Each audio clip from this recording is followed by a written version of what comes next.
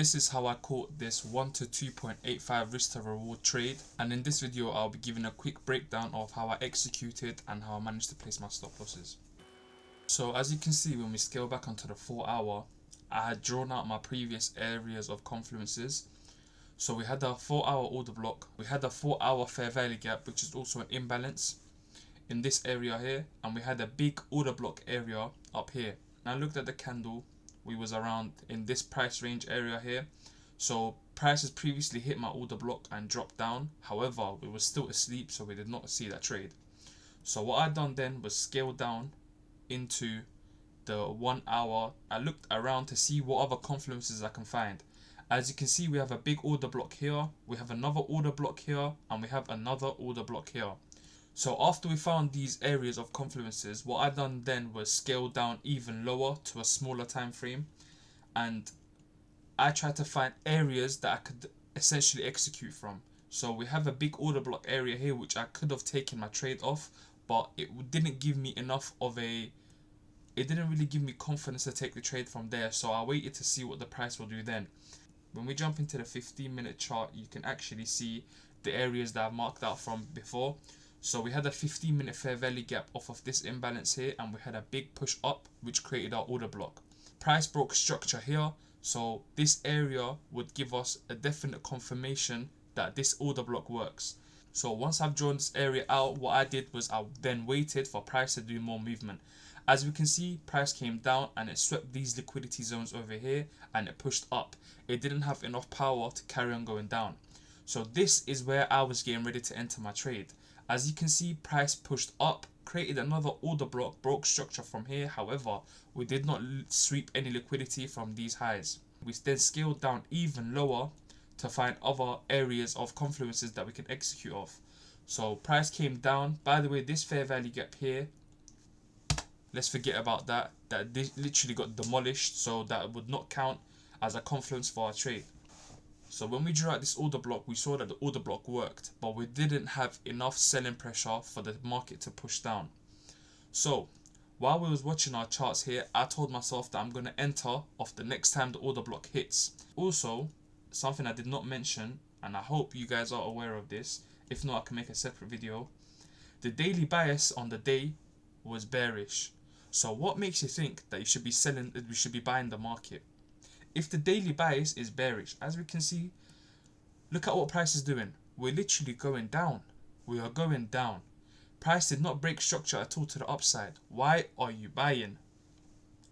Anyways, from there I jumped into our 3-minute time frame, and as you can see, we essentially broke structure from this candle wick, and this is actually where I took my trade off of. Since the 15-minute order block was showing me the last point of liquidity, I then put my stop loss a little above the last high. The reason for this is because of spreads. Whoever you buy your challenge off always has spreads, so be careful when you're putting your stop losses in. So if we go into the Forest Factory, we can see that we had 3 p.m. USD news on a red folder. So essentially, I usually never ever trade news. I usually wait 15 to 20 minutes after my trade. However, I did enter this position without checking the news. So fortunately the market's played in my terms, but unfortunately I could have had a better entry. So I could have actually entered up here, which then price created another order block, which we'll get into in a second, and then went for sales. So once I entered on this break of structure, I just chilled back, relaxed. As you can see, price came up. It swept all of these liquidity zones. So all the early sellers or all the buyers, whoever it was, you all got swept essentially. So after that, as we can see right here on this candle, this very big down candle, that's when the 3 p.m. news hit. And like I said before, news was in my favor. So after that, we saw a massive bearish candle, which also created an area of imbalance right here. This is an imbalance, and what happened to it? Price came, tapped into the imbalance, got the last selling orders, and dumped the market.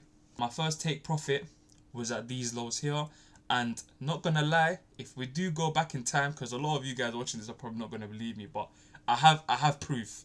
If we go back in time to the 4 hour time frame, we can see that I drew out our 4 hour area of imbalance and our 4 hour area of order block. Before any movement, essentially my second take profit was actually here.